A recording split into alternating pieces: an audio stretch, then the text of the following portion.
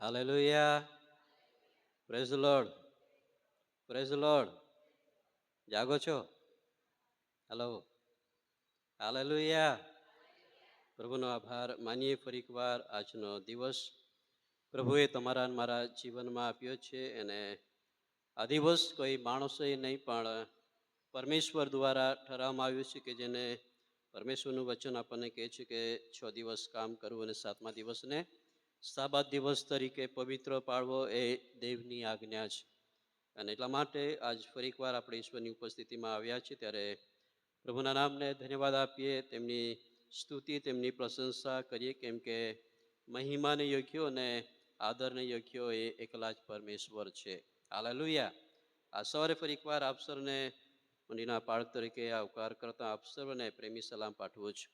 Praise the lord. આજનો જે દિવસ છે, આપણે બધા પાછલા દિવસોથી જે પ્રમાણે જાહેરાત કરવામાં આવ્યું પાળક દિન તરીકે ઉજવણી કરવી. શું આપણને ખરેખર એમ લાગે છે કે પાળક દિનની ઉજવણી કરવી જોઈએ? હલો,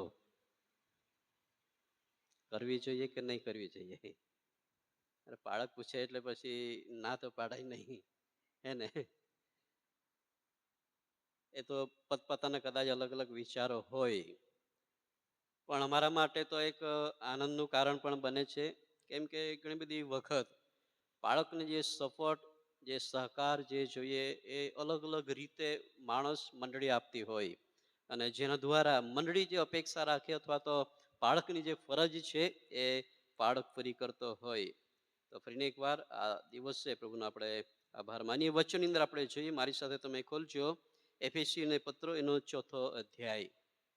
એફેસીને પત્રો, પાઉલ પ્રેતનો લખેલા એફેસીઓને પત્રો એનો 4થો અધ્યાય. આપણે થોડાક વચનો વાંચવા માંગીએ છીએ, જેનામાંથી આપણે વચનો શીખવા માંગીએ છીએ. એફેસીઓને પત્રો એનો 4થો અધ્યાય, અને આપણે વાંચન કરીશું 10 વચનથી 16 વચન સુધી આપણે વાંચન કરીશું. એફેસીને પત્રો 4થો અધ્યાય અને 10 વચનથી 16 વચન સુધી આપણે વાંચન કરી. ત્યાં પ્રમાણે લખ્યું છે, જે ઉત્તર્ય તે એ છે કે જે સર્વને ભરપૂર કરવાને સર્વ આકાશો પર ઊંચે ચડ્યો, વળી સંતોની સંપૂર્ણતા કરવાને અર્થે સેવાના કામને સારું, ખ્રિસ્તના શરીરની ઉન્નતિ કરવાને સારું તેણે કેટલાયક પ્રેરિતો, કેટલાયક પ્રબોધકો, કેટલાયક સુવાર્તિકો અને કેટલાયક પાળકો તથા ઉપદેશકો આપ્યા, ત્યાં સુધી કે આપણે સૌ દેવના દીકરા પરના વિશ્વાસથી તથા તેના જ્ઞાનથી જે એક્ય થાય છે તે પ્રાપ્ત કરીએ, અને એમ પ્રૌઢ પુરુષત્વમાં એટલે ખ્રિસ્તની સંપૂર્ણતાની પાયરીએ પહોંચીએ, જેથી હવે પછી આપણે બાળકોના જેવા માણસોની ઠગાઈથી, ભ્રમણામાં નાખવાની કાવતરા ભરેલી યુક્તિથી, દરેક ભિન્ન ભિન્ન મતરૂપી પવનથી ડોલા ખાનારા તથા આમ તેમ ફરનારા ન થઈએ, પણ પ્રેમથી સત્યને અનુસરીને ખ્રિસ્ત જે શિર છે તેમાં સર્વ પ્રકારે વધીએ, એનાથી આખું શરીર ગઠવાઈને તથા દરેક સાંધા વડે જોડાઈને દરેક અંગ પોતાની શક્તિ પ્રમાણે કાર્ય કર્યાથી પ્રેમમાં પોતાની ઉન્નતિને સારું પોતાની વૃદ્ધિ કરે. પ્રભુ એના આ વાંચેલા વચનને આશીર્વાદિત કરે. પાછલા ઘણા સમય પહેલા એક વ્યક્તિએ એવું કીધું કે બાળકની જે ફરજ છે ઘણી બધી વખત આપણને બહુ જ સામાન્ય લાગે, એને આપણે સામાન્ય અને સીમિત જ્યારે આપણે વિચાર કરીએ તો બાળકની જે સેવા છે એ તો બહુ સામાન્ય આપણને લાગતી હોય, અને એની અંદર તો આપણને લાગતી હોય કે ફક્ત હું છે એનું બીજું કોઈ કામ ના હોય, સાંજ પડે એટલે શું કરવાનું, ઘરમાં ફરવા લાગવાનું, મુલાકાત કરવાની આપણને એમ લાગતું હોય. પણ એની સાથે સાથે વચનની જે સેવાઓ છે, સુવાર્તાની જે સેવાઓ છે, એ સેવાઓ સંબંધી જ્યારે આપણે વિચાર કરીએ તો આપણને ખરેખર એમ લાગે કે નહીં, એમની જે સેવાઓ છે એ સેવાઓ બહુ મહત્વની છે. બાઇબલ એમ કહે છે કે જ્યારે હું આ સંદેશાઓ તૈયાર કરતો એના સંબંધી વિચારતો હતો ત્યારે બાળક સંબંધી પોતે બોલવું એ અઘરું થઈ જાય, કેમ કે નીતિ વચન અંદર એવું લખ્યું છે કે તું પોતાની વખાણ ના કરે ને, અને બાળક તરીકે આજે હું મારી વખાણ કરું તો મને બી એવું લાગે કે નહીં, મારે નહીં કરવું જોઈએ. પણ તેમ છતાં જે વચન જરૂરી છે અને એ વચન આપણા માટે મહત્વના છે. અને એ વચન એ ઈશ્વરના છે, એ કોઈ બાળકના નથી કે જેને આપણે એને બાજુ પર રાખીને. એ વચન છે, વચન આપણે સમજવું પડે. એક વખતે એક મંડળીની અંદર જ્યારે બાળક દિનની અંદર કોઈક બીજા વ્યક્તિને સંદેશાના માટે બોલાવવામાં આવ્યા ને બાળક બાજુની અંદર બેઠા હતા. અને એ જેને સંદેશા આપવા માટે બોલાવ્યા હતા એ સંદેશાની અંદર એમની પોતાની વ્યક્તિગત જીવનનો અનુભવ તેમણે કીધો. અને વ્યક્તિગત જીવનનો અનુભવ એ હતો કે 1 મહિના પહેલા એ વ્યક્તિને બાળક દિન સંબંધી સંદેશા આપવાના માટે એમને જાણ કરવામાં આવેલી. અને એ વ્યક્તિએ એવી સાક્ષી આપી કે બાળક દિન લોકો આજે બહુ ગંભીરતાથી લેતા ના હોય, બાળક દિનના માટે ભલે લોકો ગેરસમજ ધરાવતા હોય, બાળક દિનના માટે ભલે લોકો કહે છે કે કદાચ અલગ અલગ વિચાર ધરાવતા હોય, પણ એમણે જે અનુભવ કર્યો તો એમણે કીધું કે બાળક જે કરે છે તે ખરેખર આપણને નહીં થાય. એ અનુભવ એમનો એ હતો કે જે 1 મહિનાથી એમને જે સંદેશાની તૈયારી કરવા માટે આપી હતી, એ 1 મહિનો સુધી એટલા ટેન્શનની અંદર એ વ્યક્તિ હતો, એટલા વિચારોની અંદર ખવાયેલો હતો કે મારે શું બોલવું જોઈએ કે જે બાળક છે એ બાળક શું કરે છે, શા માટે છે, આપણા માટે એમની મહત્વતા શું છે. મારા માટે એ બહુ અઘરું હતું. 1 મહિનાથી કહે છે કે એ તૈયારી કરવાની અંદર એ લાગી ગયો હતો, પણ તેમ છતાં કહે છે કે હું મારે શું બોલવું, શું લખવું, શું કહેવું મને ખબર નહીં પડે. અને જ્યારે એ એવા જે વાત તે બાળકને માટે કરતો હતો ત્યારે એ બેઠેલા બાળકના આંખોમાંથી આંસુઓ નીકળતા હતા. એટલા માટે નીકળતા હતા કેમ કે એમને ખબર છે કે બાળકની જે સેવાઓ છે એ કેટલી અઘરી છે અને કેટલી મુશ્કેલ ભરી પણ છે. અને એનો જે કહેવાનો મતલબ જે હતો કે હું એક સંદેશા માટે 1 મહિનાથી ટેન્શનની અંદર હતો, પણ એ બાળક કે જે દર ગુરુવારની અંદર, શુક્રવારની અંદર, મંગળવારની અંદર અચાનક બર્થડે આવી જાય, અચાનક કોઈ પ્રસંગ આવી જાય, દર રવિવારની જે સેવાઓ છે, તમે વિચાર કરો એ કેવી રીતે તૈયારી કરતો હશે, એ કેટલી મહેનત કરતો હશે. એની સાથે જે મુલાકાતો થાય છે, પ્રસંગ થાય છે, અને બધા જ ની અંદર એક બાજુ કહે છે કે એ દરેક સંદેશાઓની જે તૈયારીઓ છે, અને એ તૈયારી પાછી એવી કે નહીં કંઈક એવા વ્યક્તિઓ છે કે જે દર રવિવારે અથવા કંઈક વખત કદાચ હું જે સેવા છું, કદાચ બાળકી સેવાની અંદર ના હોઉં, પણ કંઈક વખતે મને સંદેશો આપવા માટે બોલાવવામાં આવે છે, તો કદાચ બની શકે કે હું એનો એ સંદેશો મેં આજે આ ગામની અંદર આપ્યો છે તો બીજા ગામની અંદર બીજા વ્યક્તિ છે, માટે હું એ જ સંદેશો ત્યાં જઈને આપું, કદાચ મને તૈયારી કરવી નહીં પડે. પણ બાળકોની પરિસ્થિતિ એવી હોય છે કે દર રવિવારે, દર ગુરુવારે, શુક્રવારે જે સમયની અંદર એમને સંદેશાની સેવાઓ મળે છે, એમનો વિચાર એ પ્રમાણે હોય છે કે નહીં, આ સંદેશો મારા માટે એ નવો હોવો જોઈએ, નવો. અને મને નહીં ખબર તમે કેટલા લોકો આ 3 વર્ષથી તમે મારા સંદેશાઓને નોંધો છો, મને નહીં ખબર. અને જો નોંધો છો તો તમે એની અંદર જોજો કે કદાચ કોઈક એવો સંદેશો હોય કે જે 2 વખત થયેલો હોય. પણ મેં મારા જીવનમાં હજુ સુધી હું એવી રીતે તૈયાર કરવા માટે પ્રયત્ન કરું છું કે નહીં, જે જૂના સંદેશાઓ હોય એ નહીં, પણ કંઈક અલગ વિષયની અંદર, અલગ વચનની અંદર, અલગ બાબતો પરમેશ્વર તમને શીખવે. એ બાળકની સેવા છે વાલાઓ.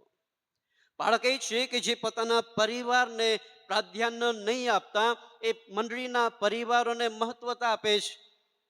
ઘણી બધી વખત જો તમે બેનને પૂછો તો મારા માટે એમ કહેતા હોય કે ઘરે થોડો બી નહીં બેસે. કેમ?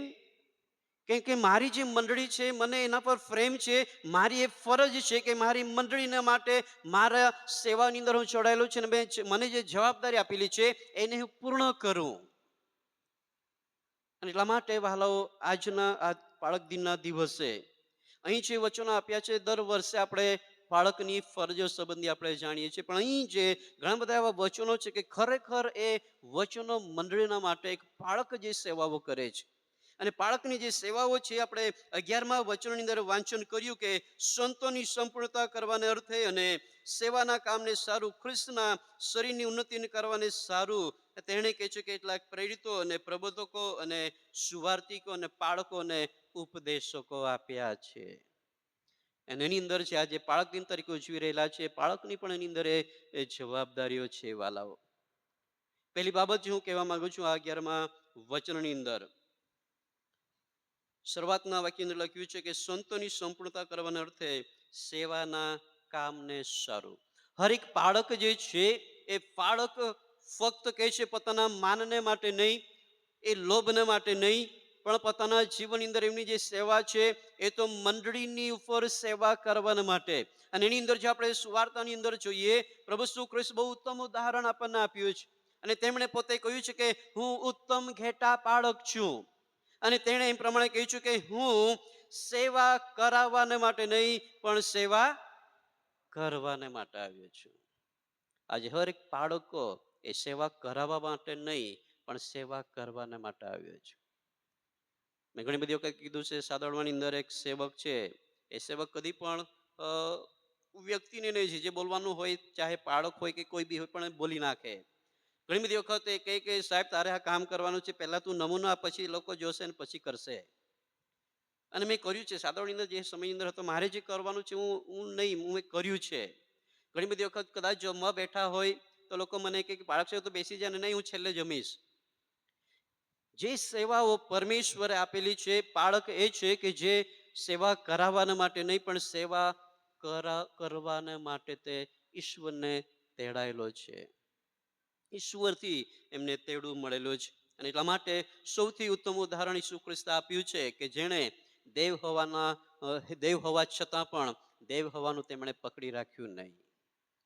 દરેક પરિસ્થિતિઓની અંદર એવા લોકોની સાથે તેમણે સાથ આપ્યો, એવા લોકોની સાથે પણ તે ઉઠ્યો બેસ્યો, એવા લોકોની સાથે તેણે કહે છે કે જમ્યો, કે જે લોકો દેવના નહીં હતા, જે લોકો તારણ પામેલા નહીં હતા, જે લોકો యేసు પર વિશ્વાસ નહીં કરતા હતા, જે લોકો એમની પાછળ નહીં ચાલતા હતા, એવા લોકોની સાથે પણ એમને બહુ અદ્ભુત સેવાઓ તેમણે કરી છે.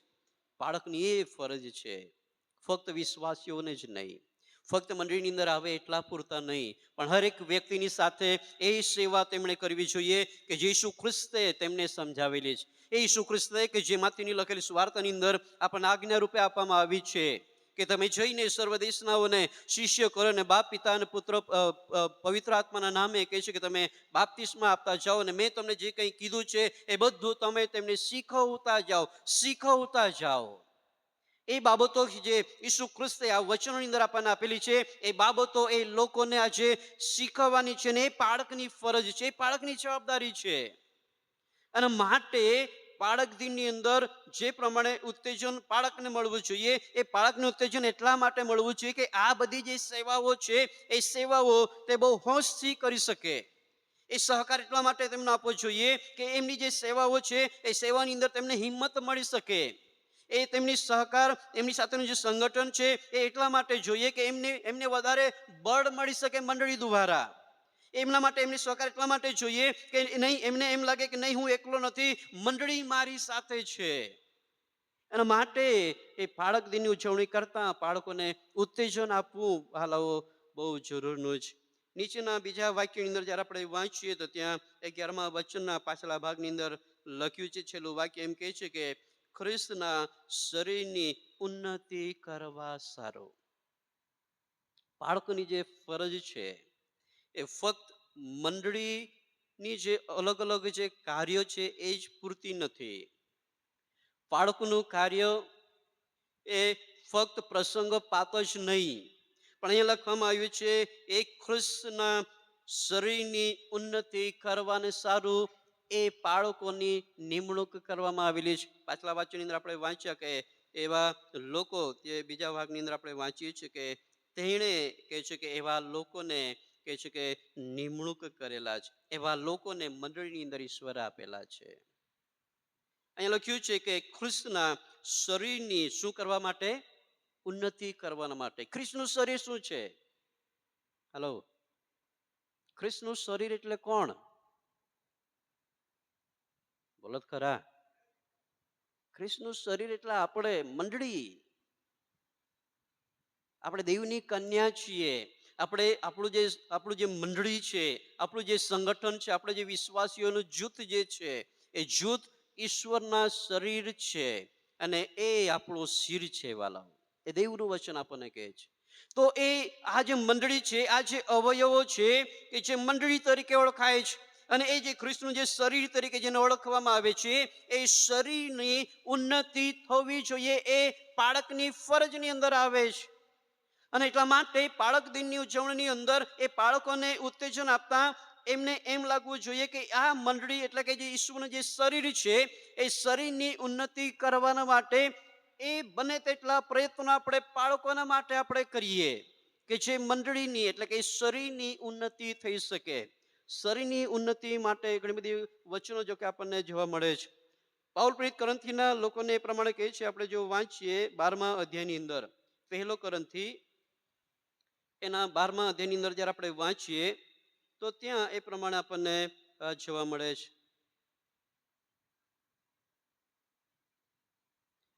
પહેલો કરંથી 12મો અધ્યાય અને એની અંદર લખવામાં આવ્યું છે 12 વચનથી આગળ જે આપણે વાંચીએ 12 અને 13, 12મો અધ્યાય 12 અને 13 એવું લખ્યું છે, કેમ કે જેમ શરીર એક છે અને તેના અવયવો ઘણા જ, અને શરીરના અવયવો ઘણા હોવા છતાં સર્વ મળીને એક શરીર બને છે, તેમ ખ્રિસ્ત પણ છે.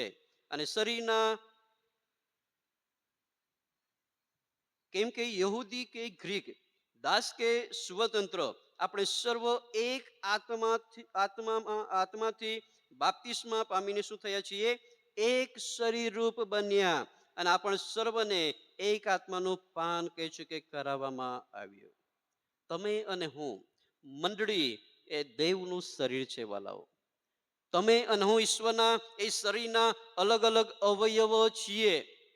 ઘણા બધા વચનો છે, પણ રોમનના પત્રની અંદર લખવામાં આવ્યું છે કે તમે અને હું જે ખ્રિસ્તના શરીરના જે અવયવો છે, એ દરેકને અલગ અલગ સેવાઓ સોંપવામાં, મતલબ કે અલગ અલગ કાર્યો કરવાની જવાબદારી આપેલી છે. હાથની જવાબદારી અલગ છે, પગની જવાબદારી અલગ છે, નાકની જવાબદારી અલગ છે, પણ એ સગળા મળીને એક શરીર બને છે વાલાઓ. પણ તેમ છતાં આજે ઘણા બધા બાળકો એવા પણ છે, બાળક દિન છે એટલા માટે કહેવા માંગુ છું, ઘણા બધા બાળકો એવા પણ છે કે જે પોતાના લાભને માટે, એ બાળકો ફક્ત પોતાના લાભને માટે, પોતાના માનને માટે આજે ઘણા બધા લોકો સેવા કરે છે. કદાચ બની શકે છે કે જે સમયની અંદર ઈશ્વરે તેમને તેડું આપ્યું એ બહુ સારી સમય હતો, પણ જેમ જેમ એમના જીવનની અંદર આશીર્વાદ આપતા જાય તેમ તેમ કદાચ બની શકે તેમના મનના વિચારો, એમનું જીવનનું બદલાણ થઈ જાય. બદલાણ મતલબ કે ભટકી જાય. જે સાચી સેવા તે કરી રહ્યો હતો, કદાચ બની શકે એમનો હેતુ પછી બદલાઈ જાય. અને બાઇબલની અંદર ઘણા બધા એવા લોકો સંબંધી બાઇબલ આપણને કહે છે કે એવા સેવકોના માટે દેવનું વચન તો આપણને કહે છે કે એવા પ્રબોધકોના માટે, એવા સેવકોના માટે કહે છે કે અફસોસ, એમ દેવનું વચન વાલો આપણને કહે છે. યર્મીયાના પુસ્તકની અંદર એના 23મા અધ્યાયની અંદર જ્યારે આપણે વાંચીએ તો ત્યાં પહેલું વચન આ પ્રમાણે કહે છે. યર્મીયાનું પુસ્તક એનો 23મો અધ્યાય, યર્મીયાનું પુસ્તક એનો 23મો અધ્યાય અને પહેલા વચનની અંદર એમ લખે છે, જે બાળકો મારા બીડના ઘેટાનો નાશ કરે છે તથા તેઓને વિખેરી નાખે છે, તેઓને શું? તેઓને હાય હાય એમ કહે છે. એવા લોકો કે જેઓ એ ખ્રિસ્તનું જે શરીર છે, એવા લોકો કે જે દેવનો વાડો છે, એવા લોકો કે જેઓ ખ્રિસ્તની મંડળી છે, અને એવા લોકોને ત્યાં લખ્યું છે કે મારા બીડના ઘેટાનો જેવો નાશ કરે છે, એવા પણ લોકો છે કે જેઓ આજે એ મંડળીને વિખેરી રહેલા છે. એવા પણ લોકો છે કે જેવા જે મંડળીને પાડી રહેલા છે, મંડળીને નાશ કરવાના માટે શૈતાન તેમનો ઉપયોગ કરી રહેલો છે વાલાઓ. હું આજે જે કહેવા માંગુ છું, આજે ઘણા બધા એવા લોકો છે કે જેઓને તમારે મારે સમજવાની જરૂર છે. એક ઉદાહરણ તરીકે જોઈએ, શરીર જેના સંબંધી આજે ઘણા બધા લોકો એ દેવનું શરીર છે એના તરફ ગંભીરતા લઈ શકતા નથી. એ દેવની મંડળી કે જે ઈશ્વરનું શરીર છે એના તરફ લોકો આજે ધ્યાન આપતા નથી.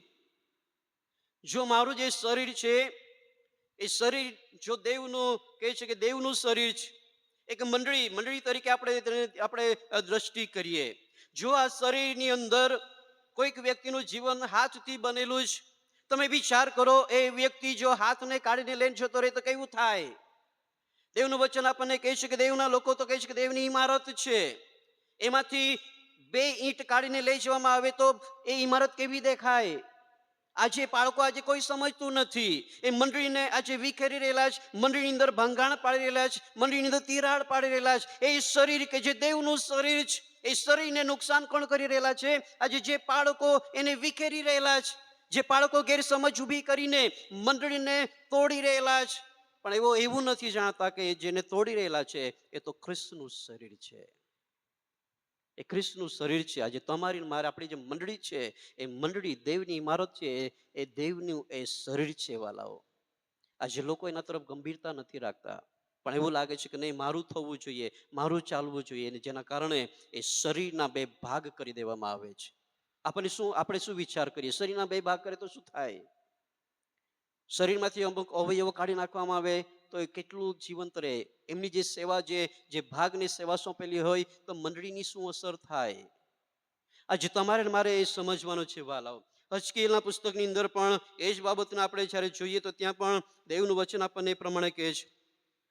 હજકીએલનું પુસ્તક એના 22મા અધ્યાયની અંદર, હજકીએલનું પુસ્તક એના 22મા અધ્યાયની અંદર એના 28મા વચનની અંદર એ પ્રમાણે લખવામાં આવેલું છે.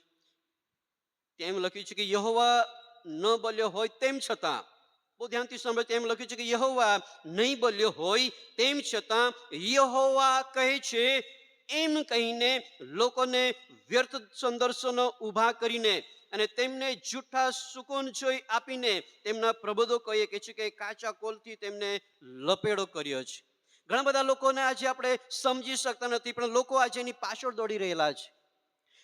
એવા લોકો છે કે જે લોકો અહીંયા લખ્યું છે કે યહોવા નહીં બોલ્યો હોય, એ યહોવા કઈ સંદર્શન નહીં આપ્યું હોય, યહોવાએ કોઈ વાત નહીં કરી હોય, પણ તેમ છતાં ઘણા બધા લોકો એમ કહે છે કે યહોવાએ મને કીધું છે, યહોવાએ મને દર્શન આપ્યું છે, યહોવાએ મને આ પ્રમાણે આ કહ્યું છે. અને એવું કહીને લોકોને ગેરસમજ ઊભી કરવામાં આવે છે. એવું કહીને મંડળીને તોડવામાં આવી રહેલી છે. એવું કહીને જેમ ચોર કહે છે કે ઘેટાને ચોરી જાય છે, એવું કામ આજે બાળકો કરી રહેલા છે. એટલા માટે હું તમને જે કહેવા માંગુ છું કે બાળક એ છે કે જે મંડળીની સાચવણી કરતો હોય. બાળક એ છે કે જે મંડળીના માટે મહેનત કરતો હોય. બાળક એ છે કે જે મંડળીને જોડવા માટે પ્રયત્ન કરતો હોય. મકાનનું બાંધકામ અધૂરું હોય, મકાનનું જે બાંધકામ અધૂરું હોય તો આપણે એને પૂરું કરીએ કે અધૂરું હોય એને તોડી નાખીએ? આપણે શું કરીએ? જે અધૂરું છે એને પૂરું કરવા માટે પ્રયત્ન કરીએ છીએ. શરીરની અંદર કોઈ ઘા પડેલો હોય તો એને આપણે વધારે ઘા કરીએ છીએ કે આપણે એને રૂજ આવે એવા પ્રયત્ન કરીએ છીએ? તો તમારા અને મારા જીવનની અંદર જે પ્રયત્નો છે એ તો બાંધવાનો છે.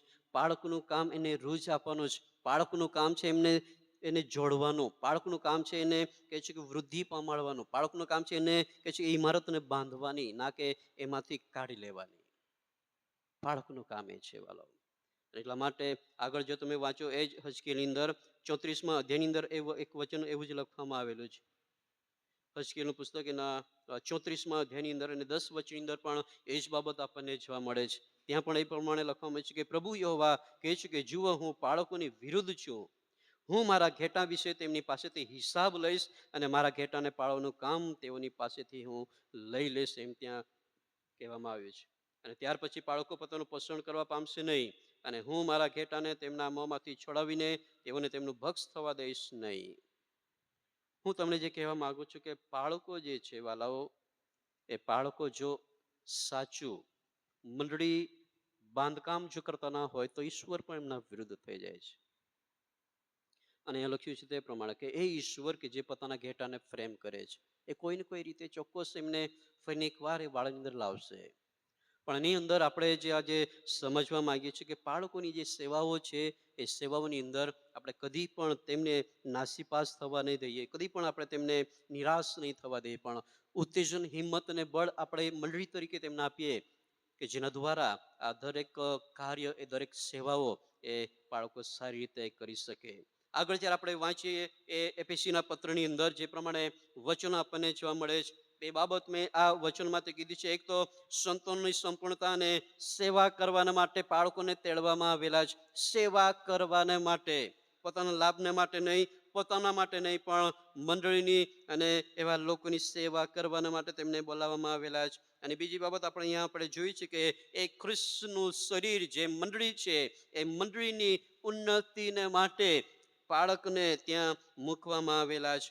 આગળ જ્યારે આપણે વાંચીએ તો 13 વચનની અંદર આપણે જોઈએ એ 13 વચનની અંદર એવું લખવામાં આવ્યું છે, બાળકોનું જે કાર્ય છે, એમની જે જવાબદારી, એમની જે સેવાઓ છે, આગળ એમ લખવામાં આવ્યું છે 13મા વચનની અંદર, ત્યાં સુધી કે આપણે સૌ દેવના દીકરા પરના વિશ્વાસથી તથા તેના જ્ઞાનથી જે એક્ય થાય છે તે આપણે શું કરીએ? પ્રાપ્ત કરીએ. ઈસુ કૃષ્ણ દ્વારા, એમના પર વિશ્વાસ કરવા દ્વારા લખ્યું છે કે તેના જ્ઞાનથી, એ ઈશ્વરના જ્ઞાનથી જે એકતા મળે છે, એ ઈશ્વરના જ્ઞાનથી કે જે સંગઠન મજબૂત થાય છે, એ ઈશ્વરના જ્ઞાનથી જે મંડળીને કહે છે કે મજબૂતાઈ મળે છે, એ જ્ઞાનના માટે પરમેશ્વરે સેવકોને, અને જે કંઈ અહીંયા ઘણા બધા લખવામાં આવેલા છે એની અંદર ઉપદેશકો, સુવાર્તિકો, આગેવાનો બધા જ આવી જાય.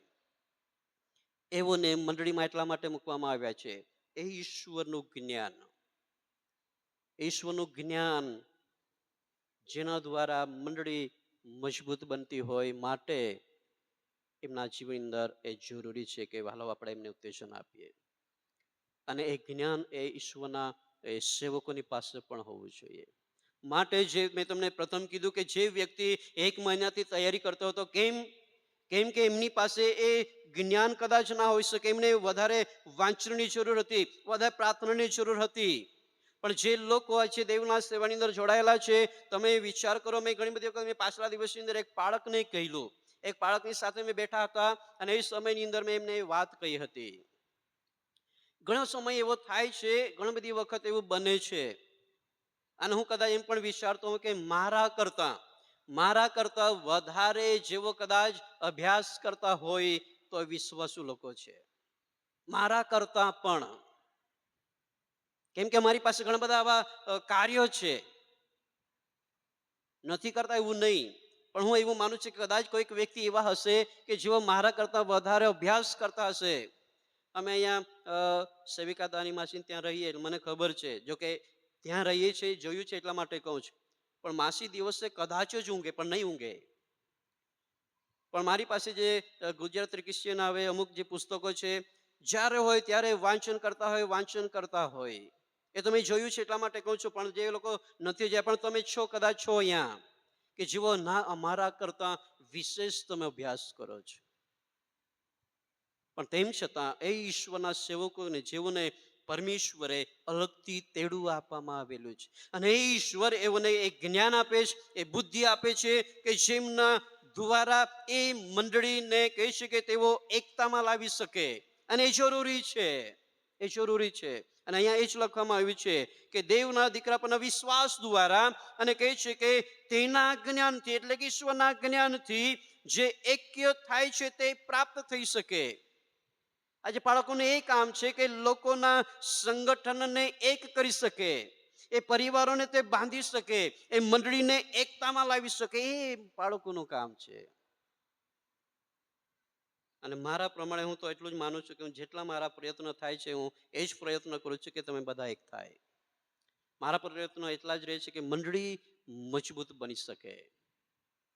એટલા માટે અહીં જે વચન લખવામાં આવ્યું છે કે પરમેશ્વરના એ બાળકો કે જેઓ આજે બાળક દિન તરીકે જ્યારે ઉજવણી આપણે કરી રહેલા છે, ત્યારે એમની સેવાની અંદર આ એક બહુ મહત્વનો ભાગ છે કે દેવનું જ્ઞાન, કે લોકોને જ્ઞાન દ્વારા તે એકતામાં લાવી શકે, એ જ્ઞાન દ્વારા. પણ તેમ છતાં વાલા ઘણા બધા એવા લોકો છે કે જેમની પાસે જ્ઞાન નથી.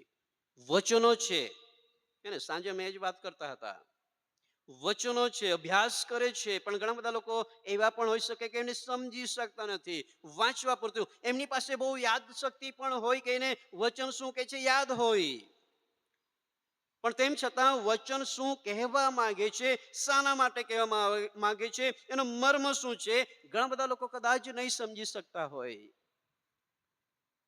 એટલા માટે ઘણા બધા લોકો વિશ્વાસુ હોવા છતાં પણ, જે એવા આજે બાળકો કે જેઓની પાસે દૈવીય જ્ઞાન નથી, જેના કારણે લોકો અજ્ઞાનતામાં છે. અને એવા લોકોના માટે હોશિયા એ પ્રમાણે કહે છે, જો હોશિયાનું પુસ્તક આપણે કાઢીએ તો ત્યાં એવું લખવામાં આવેલું છે, હોશિયાનું પુસ્તક એના 4થા અધ્યાયની અંદર, અને ત્યાં એવું લખવામાં આવ્યું છે કે જ્યારે એ જ્ઞાન તેમની પાસે ના હોય, હોશિયાનું પુસ્તક એનો 4થો અધ્યાય અને એના 6 વચનની અંદર જ્યારે આપણે વાંચીએ તો ત્યાં એવું લખવામાં આવ્યું છે કે મારા લોકો જ્ઞાનના અભાવે કહે છે કે નાશ પામે છે, મારા લોકો કહે છે કે જ્ઞાનના અભાવે શું થઈ રહેલા છે? નાશ પામી રહેલા છે. હિન્દીની અંદર જો તમે અભ્યાસ કરો, મેં કાઢ્યું નથી, પણ હિન્દીની અંદર એવું લખ્યું છે કે મારા જ્ઞાનના અભાવે, દેવનું વચન એમ કહે છે કે મારા જ્ઞાનના અભાવે, એ ઈશ્વરનું જ્ઞાન નહીં હોવાના કારણે લોકો નાશમાં જઈ રહેલા છે. લોકોને એમ લાગે છે કે હું બહુ સારો વિશ્વાસુ છું. લોકોને એમ લાગે છે કે નહીં, હું બહુ સારી મંડળીની અંદર છું. લોકોને એમ લાગે છે કે નહીં, મારું જીવન બહુ સારું છે, મારી પાસે આશીર્વાદો છે. નહીં, તેમ છતાં જો એમના જીવનની અંદર કઈક એવી બાબતો છે કે જે દેવના વચનના વિરુદ્ધ હોય, તેમ છતાં એમના જીવનની અંદર જો ઈશ્વરીય પ્રેમ ના હોય, તેમ છતાં એમના જીવનની અંદર એ પડોશી પ્રત્યે એમનો પ્રેમ વ્યક્ત નહીં થતો હોય, તેમ છતાં એમની પાસે કોઈ વ્યક્તિને માટે માફી નહીં હોય, તો એ હજુ પણ અજ્ઞાન છે. વચન હોવા છતાં એ અજ્ઞાન છે વાલાઓ. અને એવા ઘણા બધા જૂઠા ઉપદેશકો આજે આપણને એમ કહે છે કે ત્યાં ઈસુ ખ્રિસ્ત છે, ત્યાં દેવનો આત્મા બહુ સારું કામ કરે છે, તમારે ત્યાં આવવું જોઈએ, અહીંયા કઈ નથી, દેવનો આત્મા અહીંયા નથી. લોકો તમને ભમાવે છે, એ વાત યાદ રાખજો. જ્યાં સુધી તમારા મારા જીવ અંદર એ દેવનું જ્ઞાન, દેવના વચનનું જ્ઞાન આપણી પાસે નથી આવતું, અને લોકો એવી રીતે જ્યારે આપણને કહે છે, આપણે એની અંદર સપડાઈ જઈએ છીએ અને આપણે ભટકી જઈએ છીએ. અને જ્યારે ભટકી જઈએ છીએ ત્યારે આપણા જીવનની અંદર આપણા મંડળી પ્રત્યે, આપણા પડોશી પ્રત્યે, આપણા પરિવાર પ્રત્યે, આપણા મનની અંદર એવા ખોટા વિચારો ઉત્પન્ન થવા લાગે છે. આપણને એમ લાગે છે કે તું ખોટી જગ્યાએ જાય છે, આપણને એમ લાગે છે કે આ ખોટી આરાધના કરે છે, આપણને એમ લાગે છે કે નહીં, અહીંયા દેવનો આત્મા નથી. એ ખોટા વિચારો આપણા જીવનની અંદર ઉત્પન્ન થવા લાગે છે વાલાઓ. આજે લોકો અહીંથી ત્યાં કેમ ભટકી રહેલા છે? આજે યુટ્યુબની અંદર તમે જુઓ તો કેટલા એવા પ્રભુના સેવકો યુટ્યુબની અંદર દેવના વચનો પ્રગટ કરે છે. સારું છે, ખોટું છે એવું નહીં કહેવા માંગતો. બહુ સારું છે કે તેઓ પ્રભુના વચનો એવી રીતે લોકોની આગળ જાહેર કરે છે. પણ એ જાહેર કરતા કરતા ઘણા બધા લોકો જે નહીં બોલવું જોઈએ એવા વાક્યો બોલે છે, અને તેમને પછી કહે છે કે નાસીપાસ થવું પડે, અથવા તો એવા ઘણા બધા લોકોને ગેરસમજ ઊભી થાય છે. આપણને બી ઘણી બધી વખત એવા ગેરસમજ ઊભી થાય, અને આપણને એમ લાગતું હોય કે નહીં, કદાચ આ સાચું હોઈ શકે. એટલા માટે આજે સવારે હું તમને જે કહેવા માંગુ છું, એ બાળક દિન ઉજવીએ છીએ ત્યારે બાળકની સ્થિતિ અથવા બાળકની જે જવાબદારી છે કે બાળક ખરેખર કોણ છે એ બધી માહિતી આપણી પાસે હોવી જોઈએ, જાણકારી, એ જ્ઞાન તમારી મારી પાસે વાલાઓ હોવું જોઈએ. અને ત્યારે આપણે ખરેખર આપણા જીવનની અંદર આ પ્રમાણેના જ્ઞાનને પ્રાપ્ત કરતા આપણે એકતામાં આવી શકીએ છીએ. બાકી જ્યાં સુધી દેવનું જ્ઞાન આપણી પાસે વચન હોય, પણ જો એનું ઊંડાણથી જ્ઞાન આપણી પાસે ના હોય, તો આપણે એકતામાં આવી શકતા નથી. આજે લોકો ભલે ગમે તેવા હોય, પણ આજે સૌથી વધારે આ દક્ષિણ ગુજરાતની અંદર સૌથી વધારે મંડળીઓ છે, સૌથી વધારે. અને એ પણ એક ગામમાં જુઓ તો 5 ને 6 ને 7 બી. તમે શું વિચારો? મેં ઘણી બધી વખત કીધું છે કે આપણે શું માનીએ હોવાના વિશે? શું તેમની સેવાઓ સાચી છે? શું લોકો જે બેસે છે એવાના મંડળીની અંદર આપણે કોને દોષ આપીએ? આપણે શું માનીએ? પણ તેમ છતાં એવા જગ્યાઓની અંદર, એવી જગ્યાઓની અંદર, એવા ગામોની અંદર, એવા સમાજની અંદર કે જ્યાં મતભેદો ઉભો થયેલા છે, ભેદભાવ થઈ રહેલા છે, પણ તેમ છતાં કોઈ બાળક એમ નહીં કહે કે આપણે એક થઈ જઈએ. કોઈ નહીં કહે. કેમ? બધાને પોતાની જીવનની પડેલી છે. બધાને જ પોતાનું જ વિચાર આવે છે કે મારું જ સારું થવું જોઈએ, મારું જ ભલું થવું જોઈએ, મને જ માન મળવું જોઈએ. પણ આજ સવારે હું તમને જે કહેવા માંગુ છું વાલા, એ બધી બાબતોને આપણે જાણીએ, દેવના વચનોને આપણે જાણીએ, એ વચનની અંદર રહેલા એ જ્ઞાનને વાલો આપણે સમજીએ કે જે તમને અને મને, આપણી મંડળીને એ ઉન્નતિ કરાવે છે, આપણી મંડળીને એ દ્રઢ અને મજબૂત બનાવે છે. આ મંડળી કે જે દેવનું શરીર છે, એ શરીરને કહે છે કે એ તૂટતા અટકાવે છે. એ તમે અને હું આપણી એક ઈશ્વરના શરીર છીએ, અને આપણા શરીરની હિફાજત આપણે, જો આપણે જ્ઞાન આપણે પ્રાપ્ત થાય છે તો આપણે એકજૂથ બની શકીએ છીએ. દુનિયાનું કોઈ પણ તાકાત તમારી મારી આપણી મંડળીને તોડી નહીં શકે જો એક જ્ઞાન આપણી પાસે હોય તો. પણ તેમ છતાં ઘણી બધી વખત આપણા વિચારો એ બદલાઈ જાય છે કોઈકની સલાહ દ્વારા અથવા તો કોઈકના એવા અલગ બાબતો દ્વારા. બાઇબલ ઘણી બધી જ્ઞાન સંબંધી પણ કહે છે કે ઘણા બધા લોકો એમ કહે છે કે જે જ્ઞાન નથી પણ એ જ્ઞાન છે એમ સમજીને પોતાના જીવનને કહે છે કે તેઓ નાશ તરફ લઈ જઈ રહેલા છે. અને મેં તમને કીધું તે પ્રમાણે કે એવા ઘણા બધા લોકો છે કે જો બહુ સારી જગ્યાઓની અંદર જઈને બહુ મોટી સભાની અંદર જઈને એમ કહેતો હોય બહુ ત્યાં એવું નથી કે જ્યાં કામ નહીં થતું હોય, કામ થતું જ હોય, પણ ત્યાં જઈને એમ કહેતો હોય કે હું બહુ સારી મંડળીમાં છું. અને એમને એમ લાગતું હોય કે આ ઈશ્વરનું જ્ઞાન છે. એટલા માટે જે કહેવા માંગુ છું કે એ ઈશ્વરના જ્ઞાનની અંદર જે એકતા છે એ એકતા આપણી પાસે વહાલાઓ હોવી જોઈએ. આગળ જે બીજી એક બાબત કહેવા માંગુ છું, આગળનું વચનની અંદર એવું લખવામાં આવ્યું છે તેના જ્ઞાનથી જે એક્ય થાય છે તે આપણે પ્રાપ્ત કરીને પછી એમ લખ્યું છે અને એમ ફ્રોડ પુરુષત્વમાં કહે છે કે એટલે ખ્રિસ્તની સંપૂર્ણતાની ફાયરીએ આપણે પહોંચી શકીએ. માટે આ સેવકોને મંડળીની અંદર મૂકવામાં આવેલા છે. મંડળીની અંદર તેઓને એટલા માટે મૂકવામાં આવ્યા છે કે દેવની સેવા તે કરી શકે, મંડળીની સેવા તે કરી શકે. એટલા માટે તેમને મૂકવામાં આવ્યા છે કે એ શરીર કે જે મંડળી છે એની તે ઉન્નતિ કરાવી શકે. અને એટલા માટે તેમને મૂકવામાં આવ્યા છે કે જ્ઞાન કે જે દેવના વચન રહેલું જે જ્ઞાન છે જે પવિત્ર આત્માના મારફતે મળે છે અને એ જ્ઞાન દ્વારા મંડળી એક થઈ શકે. એ જ્ઞાન મંડળીની અંદર જરૂર છે. અને આગળ એમ લખવામાં આવ્યું છે અહીંયા કે તે મંડળી પરિપક્વ બની શકે, મંડળી પરિપક્વ બની શકે. માટે એ દેવના સેવકોની જવાબદારીની અંદર એટલા માટે એવાઓને મંડળીની અંદર મૂકવામાં આવેલા છે. ઘણી બધી વખત એવું કહેવામાં આવે છે કે બાળક નહીં હોય તો બી ચાલે, સેવકો એટલા બધા છે દર એવા વારાફરતી ચલાવી લે. નહીં, યાદ રાખજો, ઈશ્વરે એવા લોકોને અલગથી નિયુક્ત કરેલા છે. દરેકને અલગ અલગ તાલંતો અને કૃપાદાનો આપેલા છે. બની શકે જે મારી પાસે છે તમારી પાસે ના હોઈ શકે, અને તમારી પાસે છે તે મારી પાસે ના હોઈ શકે. એટલે બાળક હોવું એ બહુ મહત્વનું છે. અહીંયા જે પ્રમાણે લખવામાં આવ્યું છે કે લોકો કહે છે કે ફ્રોડ પુરુષત્વની અંદર પરિપક્વ બની શકે માટે એ સેવકાઈની અંદર એઓની જરૂર છે. હિબ્રુના પત્રની અંદર એવું લખવામાં આવ્યું છે 5મા અધ્યાયની અંદર, હિબ્રુનો પત્ર એનો 5 અધ્યાય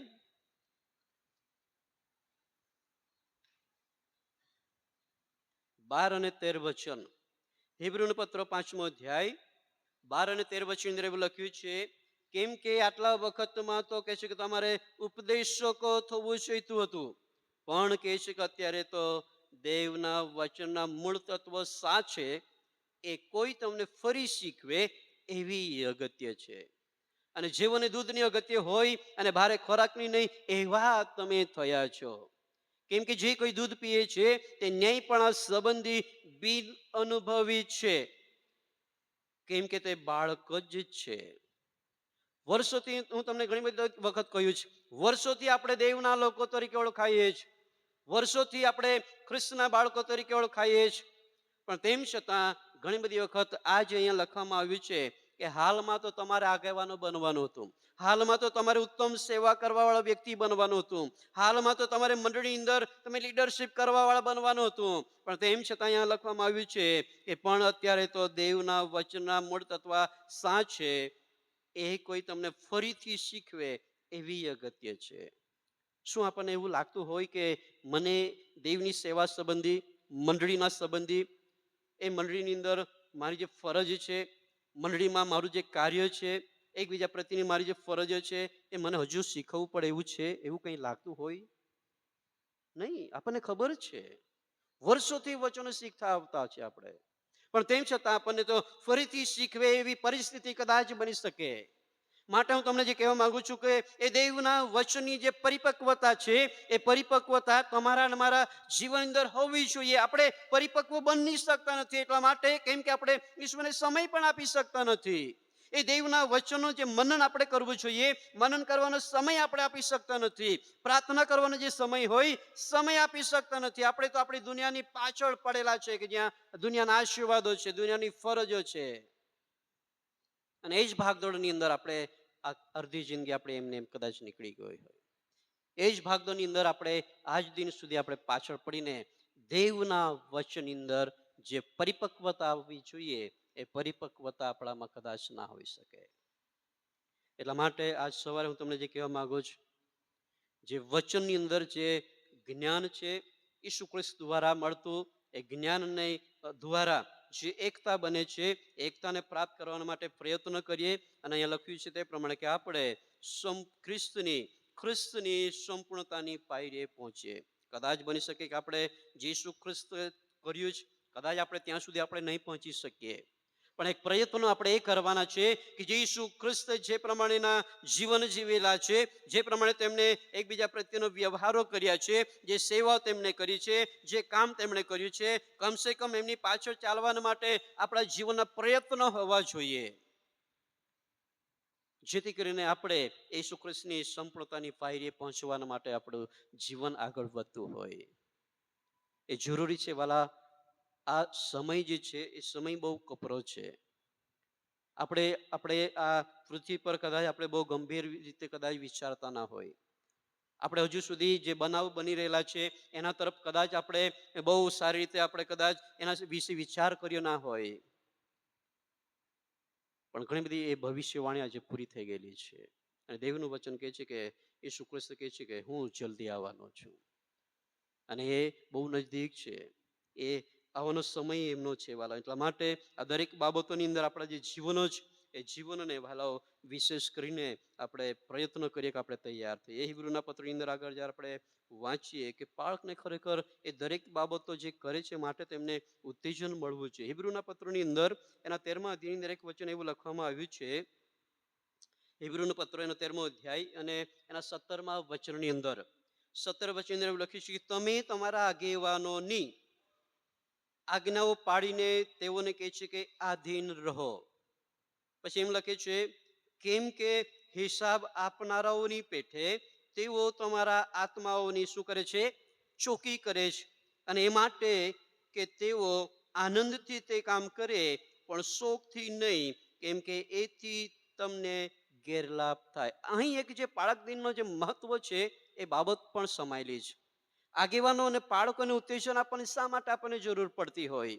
અહીંયા વચનની અંદર એવું લખ્યું છે છેલ્લા વાક્યની અંદર, પ્રથમની અંદર તો આપણે વાંચ્યું કે તમને એટલે કે મંડળીની અંદર જે લોકો લીડરશિપ કરે છે, આગેવાનો છે, જેઓ મંડળીને લઈ જવા માટે આગળ લઈ જવા માટે પ્રયત્ન કરે છે તેઓના માટે.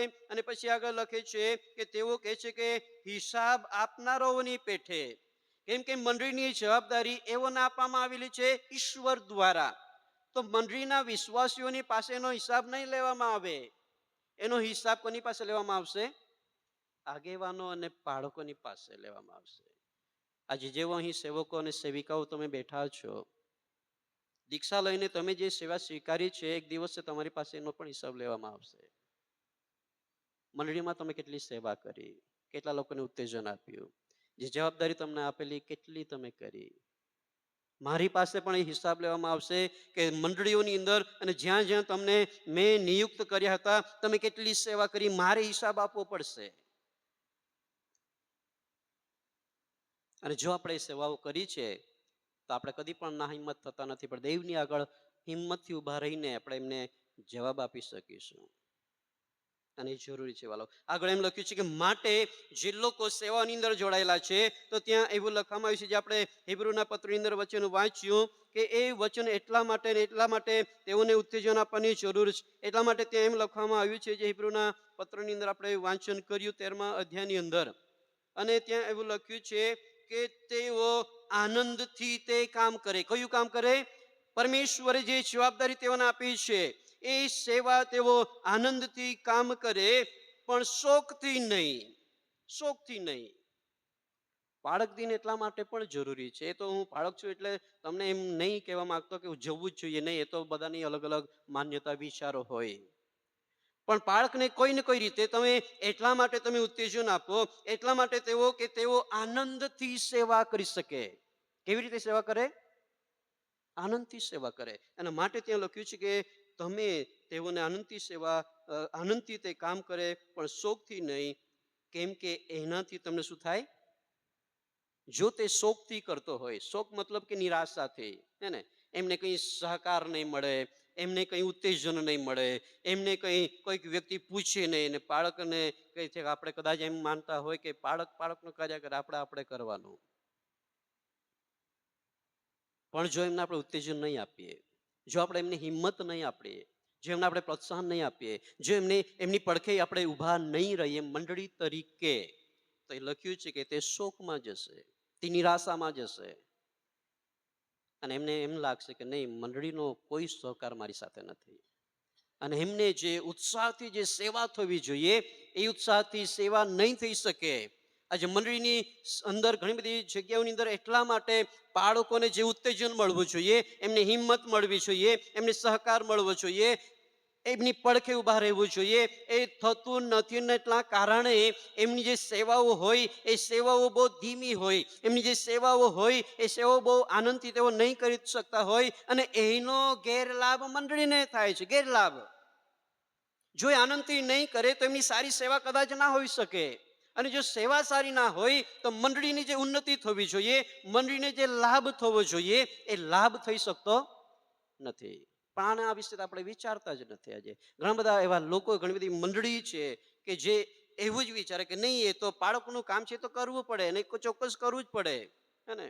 હું માનું છું મારું કામ છે, તમે કરો કે નહીં કરો, મારું કામ છે, કેમ કે તમે મને નહીં કીધું પણ મને તો ઈશ્વરે કીધું છે. ઈશ્વરની આગળ મેં કમિટમેન્ટ કરેલું છે કે નહીં, મારે તારી સેવા કરવી છે એટલે મારે કરવું જ પડે, કેમ કે મને હિસાબ આપવો પડશે. પણ ફરજ જે મંડળી તમારી મારી છે આવે છે કે તેમને આપણે આનંદથી સેવા કરવાના માટે ઉત્તેજન આપીએ. એટલા માટે વાલાઓ બહુ જરૂરી છે કે આપણા જીવનમાં વિશેષ કરીને મંડળીના ઉન્નતિના માટે, મંડળી અંદર મજબૂત બનાવવાના માટે જે આગેવાનો અને જે સેવકોને પરમેશ્વરે નિયુક્ત કરેલા છે તેમને સહકાર આપીએ, તેમને હિંમત આપીએ, તેમને આપણે પ્રોત્સાહન આપીએ, અને દરેક બાબતોમાં આપણે તેમની પડખે રહીએ, જેના દ્વારા આ દેવનું જે શરીર છે, દેવની જે ઇમારત છે, એમને કોઈ નુકસાન નહીં કરી શકે. એ શરીર એ મજબૂત બને, આ ઇમારત જે મજબૂત બને, ઓર હજુ પણ એમના પર ઘણા બધા ઈંટો મૂકીને એનું ચણતર કરવામાં આવે, એટલે કે વૃદ્ધિ કરવામાં આવે, અને એ વાલાઓ જરૂરનું છે. અને એટલા માટે જે પાછલા દિવસની અંદર આપણે વચન પણ આપ્યું હતું કે બાળકોને આ દરેક જે ખુશ કરવાના માટે, ખુશ એટલે કે મંડળીની સેવાના માટે હિંમત, અને એટલા માટે તે માનને પાત્ર પણ છે. એ બાબત આપણે વાંચી ગયા. થોડાક વચન વાંચી પછી હું બંધ કરી દઈશ. 1 તિમોથી એના 5મા અધ્યાયની અંદર, 1 તિમોથી 5મા અધ્યાયની અંદર જે આપણે વચન વાંચ્યું હતું, ત્યાં ફરીથી એ વચન આપણે વાંચીએ તો ત્યાં એવું લખ્યું છે. 1 તિમોથી 5 અધ્યાય 17 વચન પાછલા શિક્ષક દિનની અંદર આપણે વાંચન કર્યું હતું, જો તમને યાદ હોય તો.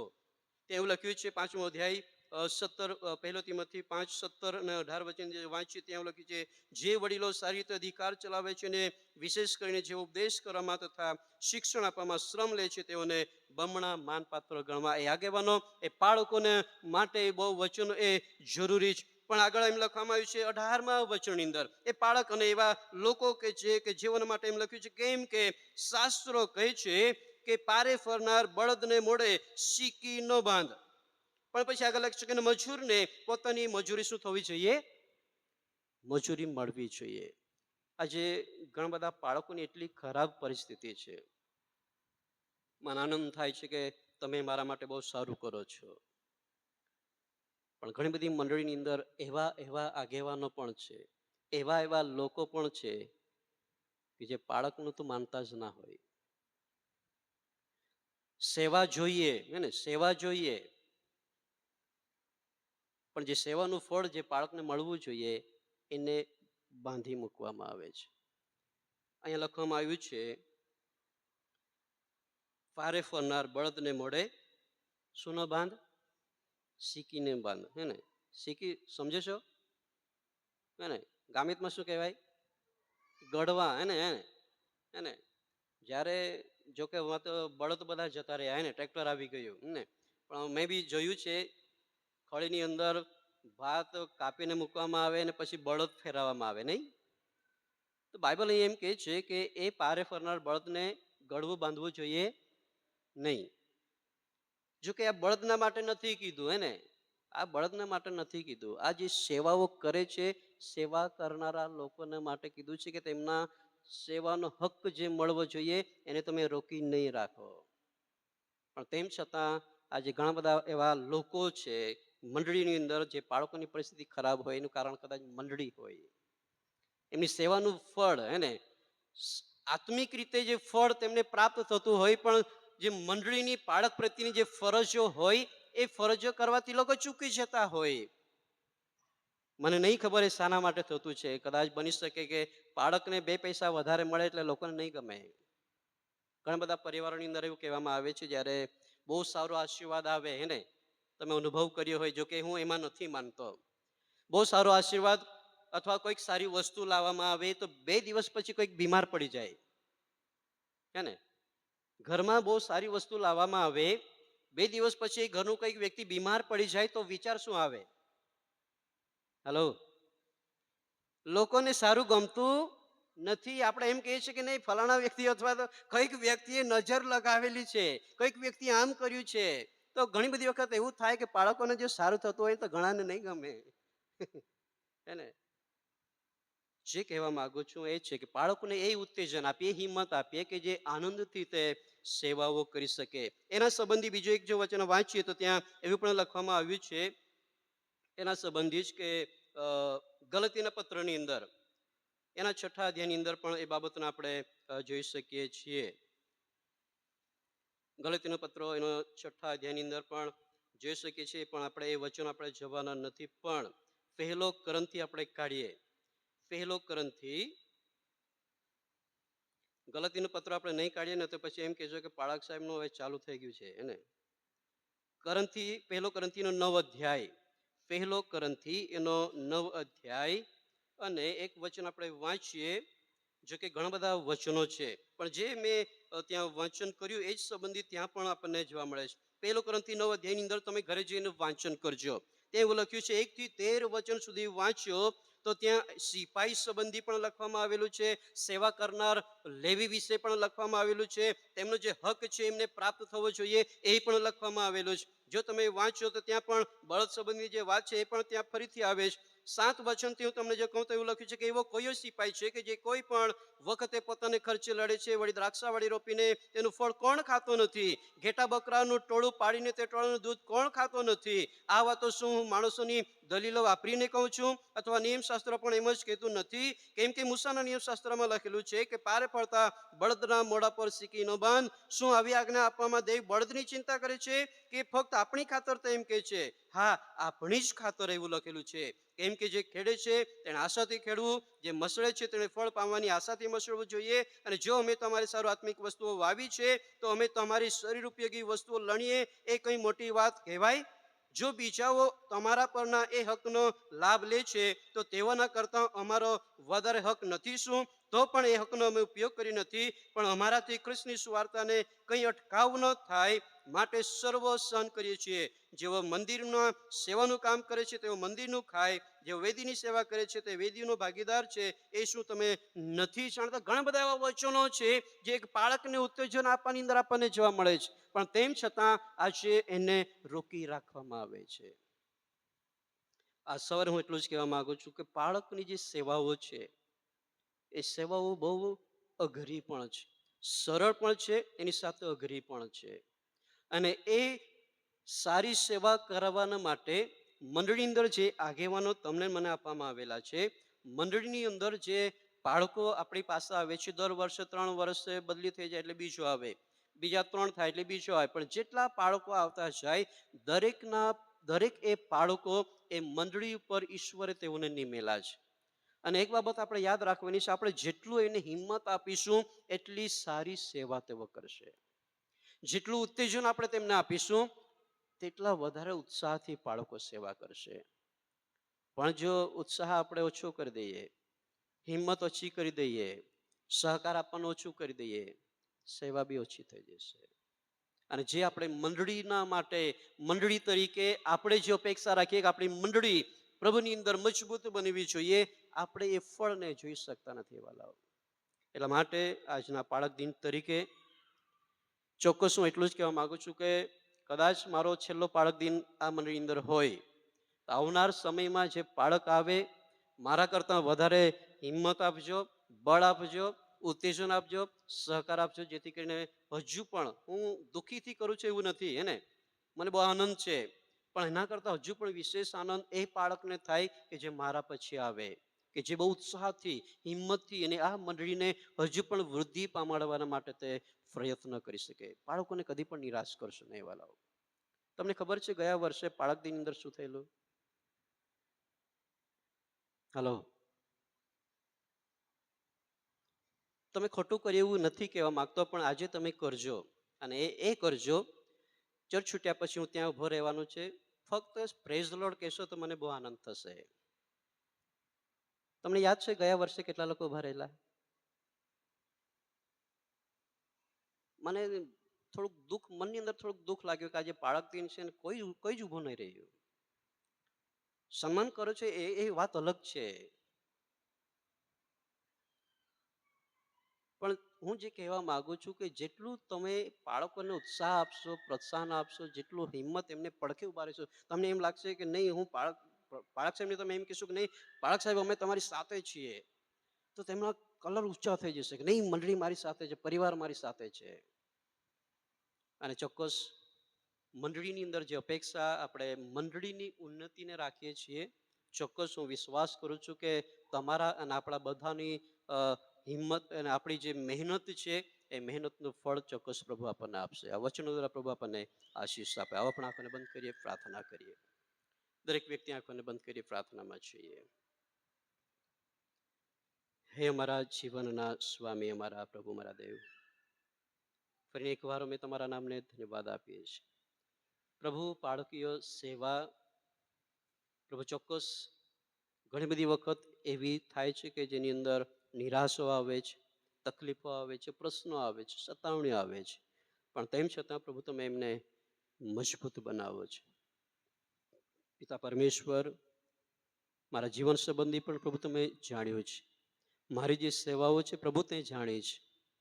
કદાચ પિતા પરમેશ્વર મારું પરિવાર જો મને સહકાર નહીં આપે, મારી મંડળી જો મને સહકાર નહીં આપે, મારી પત્ની જો મારો સહકાર નહીં આપે, મારા બાળકો, મારા મા જો મને સહકાર નહીં આપે, તો પિતા પરમેશ્વર મારી સેવા એ નિરાશાની વૃત્તિ જાય. પણ પિતા પર મારો આભાર માનું છું કે આ મંડળી કે જેઓને તમારા પુત્ર ઈસુ ખ્રિસ્તના રક્તમાં તમે ખરીદી છે, એ મંડળી કે જે શરીર છે જેના દ્વારા આજે મને ઉત્તેજન મળે છે, મને હિંમત મળે છે, પિતાના માટે તમારો આભાર માનું છું. અને આભાર માનું છું કે પિતા પરમેશ્વર તમારી સેવાઓની અંદર તમે અમારો ઉપયોગ કરી રહેલા છે. ફરી એકવાર મારી એ જ પ્રાર્થના છે, પિતા મંડળી દિન પ્રતિદિન તમારામાં દ્રઢ અને મજબૂત બને, તમારા વચનના જ્ઞાનમાં, ઈસુ ખ્રિસ્તના એક જ્ઞાનની અંદર, એક્યની અંદર, એટલું જ નહીં પણ પિતા પરમેશ્વર એ શરીર એક મજબૂત બાંધા તરીકે એ શરીરની વૃદ્ધિ થાય, તમારા ઉન્નતિ થાય, તમારા રાજ્યને બાંધીએ માટે પ્રભુ તમારી કૃપા તમે પૂરી પાડજો. આ પિતા પરમેશ્વર અમે બધા તમારા પવિત્ર અને બળવાન હાથમાં સોંપાય છે. ફરી એકવાર પ્રભુ હાલ મંડળીનો આભાર માનું છું, મારી પત્નીનો આભાર માનું છું કે તે હર સમયને માટે પ્રભુ સેવાના માટે મને પડખે રહે છે, મને સહકાર આપે છે, ઉત્તેજન આપે છે. પોતાનો સમય નહીં આપતા પણ મંડળીને સમય આપવા માટે ઉત્તેજન આપે છે. પ્રભુ તમારો આભાર માનો છે. ફરીથી પિતા અમે સઘળા પણ તમારા પવિત્ર અને બળવાન હાથમાં સોંપાય છે. આદર, માન, મહિમા બધું પ્રભુ તમને આપતા મારી આ પ્રાર્થના ઈસુ પ્રભુના પવિત્ર નામમાં માંગીએ છીએ. આમેન.